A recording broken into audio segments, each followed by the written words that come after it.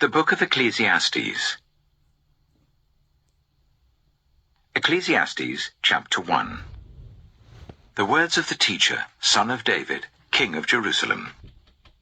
Meaningless, meaningless, says the teacher. Utterly meaningless. Everything is meaningless.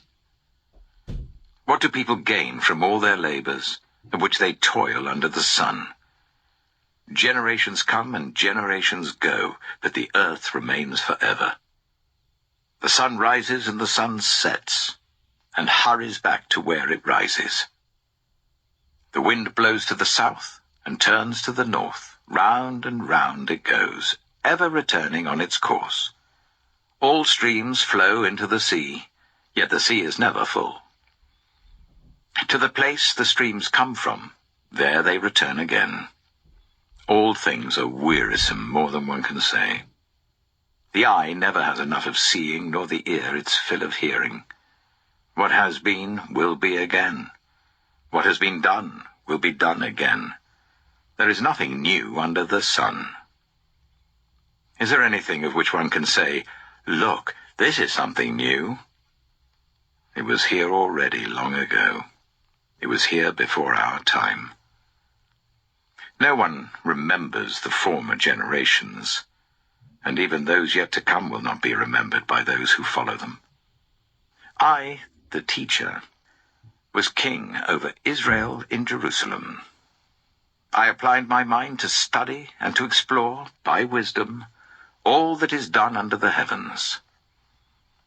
What a heavy burden God has laid on mankind. I have seen all the things that are done under the sun. All of them are meaningless, a chasing after the wind. What is crooked cannot be straightened. What is lacking cannot be counted. I said to myself, "Look, I have increased in wisdom more than anyone who has ruled over Jerusalem before me. I have experienced much of wisdom and knowledge." Then I applied myself to the understanding of wisdom, and also of madness and folly. But I learned that this too is a chasing after the wind. For with much wisdom comes much sorrow. The more knowledge, the more grief. Ecclesiastes chapter 2. I said to myself, "Come now, I will test you with pleasure to find out what is good." But that also proved to be meaningless. Laughter, I said, is madness, and what does pleasure accomplish? I tried cheering myself with wine and embracing folly, my mind still guiding me with wisdom. I wanted to see what was good for people to do under the heavens during the few days of their lives. I undertook great projects. I built houses for myself and planted vineyards. I made gardens and parks and planted all kinds of fruit trees in them. I made reservoirs to water groves of flourishing trees. I bought male and female slaves and had other slaves who were born in my house. I also owned more herds and flocks than anyone in Jerusalem before me. I amassed silver and gold for myself and the treasure of kings and provinces. I acquired male and female singers and a harem as well, the delights of a man's heart. I became greater by far than anyone in Jerusalem before me. In all this, my wisdom stayed with me. I denied myself nothing my eyes desired. I refused my heart no pleasure. My heart took delight in all my labor, and this was the reward for all my toil. Yet when I surveyed all that my hands had done, and what I had toiled to achieve, everything was meaningless, a chasing after the wind. Nothing was gained under the sun. Then I turned my thoughts to consider wisdom, and also madness and folly. What more can the king's successor do than what has already been done? I saw that wisdom is better than folly, just as light is better than darkness. The wise have eyes in their heads, while the fool walks in the darkness. But I came to realize that the same fate overtakes them both. Then I said to myself, the fate of the fool will overtake me also. What then do I gain by being wise? I said to myself, this too is meaningless. For the wise, like the fool, will not be long remembered. The days have already come when both have been forgotten. Like the fool, the wise too must die. So I hated life, because the work that is done under the sun was grievous to me. All of it is meaningless, a chasing after the wind. I hated all the things I had toiled for under the sun, because I must leave them to the one who comes after me. And who knows whether that person will be wise or foolish? Yet they will have control over all the fruit of my toil, into which I have poured my effort and skill under the sun. This too is meaningless. So my heart began to despair over all my toilsome labor under the sun. For a person may labor with wisdom, knowledge, and skill, and then they must leave all they own to another who has not toiled for it. This too is meaningless and a great misfortune. What do people get for all the toil and anxious striving with which they labor under the sun? All their days their work is grief and pain. Even at night their minds do not rest. This too is meaningless. A person can do nothing better than to eat and drink and find satisfaction in their own toil. This too, I see, is from the hand of God, for without him who can eat or find enjoyment? To the person who pleases him, God gives wisdom, knowledge, and happiness, but to the sinner, he gives the task of gathering and storing up wealth to hand it over to the one who pleases God. This too is meaningless, a chasing after the wind. Ecclesiastes chapter 3. There is a time for everything, and a season for every activity under the heavens. A time to be born and a time to die. A time to plant and a time to uproot. A time to kill and a time to heal. A time to tear down and a time to build. A time to weep and a time to laugh. A time to mourn and a time to dance. A time to scatter stones and a time to gather them. A time to embrace and a time to refrain from embracing. A time to search and a time to give up. A time to keep and a time to throw away. A time to tear and a time to mend. A time to be silent and a time to speak. A time to love and a time to hate. A time for war and a time for peace. What do workers gain from their toil? I have seen the burden God has laid on the human race. He has made everything beautiful in its time. He has also set eternity in the human heart, yet no one can fathom what God has done from beginning to end. I know that there is nothing better for people than to be happy and to do good while they live, that each of them may eat and drink and find satisfaction in all their toil. This is the gift of God. I know that everything God does will endure forever. Nothing can be added to it and nothing taken from it. God does it so that people will fear him. Whatever is has already been, and whatever will be has been before, and God will call the past to account. And I saw something else under the sun. In the place of judgment, wickedness was there. In the place of justice, wickedness was there. I said to myself, God will bring into judgment both the righteous and the wicked, for there will be a time for every activity, a time to judge every deed. I also said to myself, as for humans, God tests them, so that they may see that they are like the animals. Surely the fate of human beings is like that of the animals. The same fate awaits them both. As one dies, so dies the other. All have the same breath. Humans have no advantage over animals. Everything is meaningless. All go to the same place. All come from dust, and to dust all return. Who knows if the human spirit rises upward? and if the spirit of the animal goes down into the earth. So I saw that there is nothing better for a person than to enjoy their work, because that is their lot. For who can bring them to see what will happen after them? Ecclesiastes chapter 4.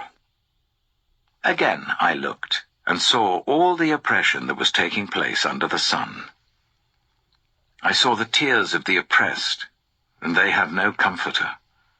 Power was on the side of their oppressors, and they have no comforter. And I declared that the dead, who had already died, are happier than the living who are still alive. But better than both is the one who has never been born, who has not seen the evil that is done under the sun. And I saw that all toil and achievement spring from one person's envy of another. This too is meaningless, a chasing after the wind. Fools fold their hands and ruin themselves. Better one handful with tranquility than 2 handfuls with toil and chasing after the wind. Again I saw something meaningless under the sun. There was a man all alone. He had neither son nor brother. There was no end to his toil, yet his eyes were not content with his wealth. For whom am I toiling, he asked, and why am I depriving myself of enjoyment? This too is meaningless, a miserable business. 2 are better than 1, because they have a good return for their labor. If either of them falls down, one can help the other up. But pity anyone who falls and has no one to help them up. Also, if 2 lie down together, they will keep warm. But how can one keep warm alone? Though one may be overpowered, 2 can defend themselves. A cord of 3 strands is not quickly broken. Better a poor but wise youth than an old but foolish king who no longer knows how to heed a warning. The youth may have come from prison to the kingship, or he may have been born in poverty within his kingdom. I saw that all who lived and walked under the sun followed the youth, the king's successor. There was no end to all the people who were before them, but those who came later were not pleased with the successor. This too is meaningless, a chasing after the wind. Ecclesiastes chapter 5. Guard your steps when you go to the house of God. Go near to listen, rather than to offer the sacrifice of fools, who do not know that they do wrong. Do not be quick with your mouth. Do not be hasty in your heart to utter anything before God. God is in heaven, and you are on earth, so let your words be few. A dream comes when there are many cares, and many words mark the speech of a fool. When you make a vow to God, do not delay to fulfill it. He has no pleasure in fools. Fulfill your vow. It is better not to make a vow than to make one and not fulfill it. Do not let your mouth lead you into sin, and do not protest to the temple messenger, "My vow was a mistake." Why should God be angry at what you say and destroy the work of your hands? Much dreaming and many words are meaningless. Therefore, fear God. If you see the poor oppressed in a district, and justice and rights denied, do not be surprised at such things, for one official is eyed by a higher one, and over them both are others higher still. The increase from the land is taken by all. The king himself profits from the fields. Whoever loves money never has enough. Whoever loves wealth is never satisfied with their income. This too is meaningless. As goods increase, so do those who consume them, and what benefit are they to the owners, except to feast their eyes on them? The sleep of a laborer is sweet, whether they eat little or much. But as for the rich, their abundance permits them no sleep. I have seen a grievous evil under the sun. Wealth hoarded to the harm of its owners, or wealth lost through some misfortune, so that when they have children there is nothing left for them to inherit.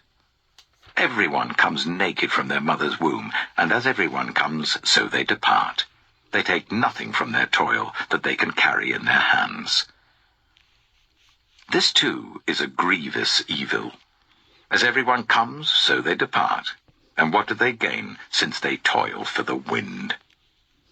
All their days they eat in darkness with great frustration, affliction, and anger.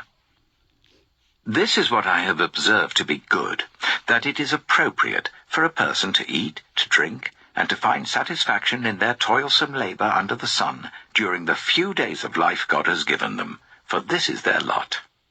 Moreover, when God gives someone wealth and possessions and the ability to enjoy them, to accept their lot and be happy in their toil, this is a gift of God. They seldom reflect on the days of their life because God keeps them occupied with gladness of heart. Ecclesiastes chapter 6. I have seen another evil under the sun, and it weighs heavily on mankind. God gives some people wealth, possessions, and honor, so that they lack nothing their hearts desire. But God does not grant them the ability to enjoy them, and strangers enjoy them instead. This is meaningless, a grievous evil. A man may have 100 children and live many years, yet no matter how long he lives, if he cannot enjoy his prosperity and does not receive proper burial, I say that a stillborn child is better off than he. It comes without meaning, it departs in darkness, and in darkness its name is shrouded. Though it never saw the sun or knew anything, it has more rest than does that man, even if he lives 1,000 years twice over, but fails to enjoy his prosperity. Do not all go to the same place. Everyone's toil is for their mouth, and yet their appetite is never satisfied. What advantage have the wise over fools? What do the poor gain by knowing how to conduct themselves before others? Better what the eye sees than the roving of the appetite. This too is meaningless, a chasing after the wind. Whatever exists has already been named, and what humanity is has been known. No one can contend with someone who is stronger. The more the words, the less the meaning, and how does that profit anyone? For who knows what is good for a person in life during the few and meaningless days they pass through like a shadow? Who can tell them what will happen under the sun after they are gone?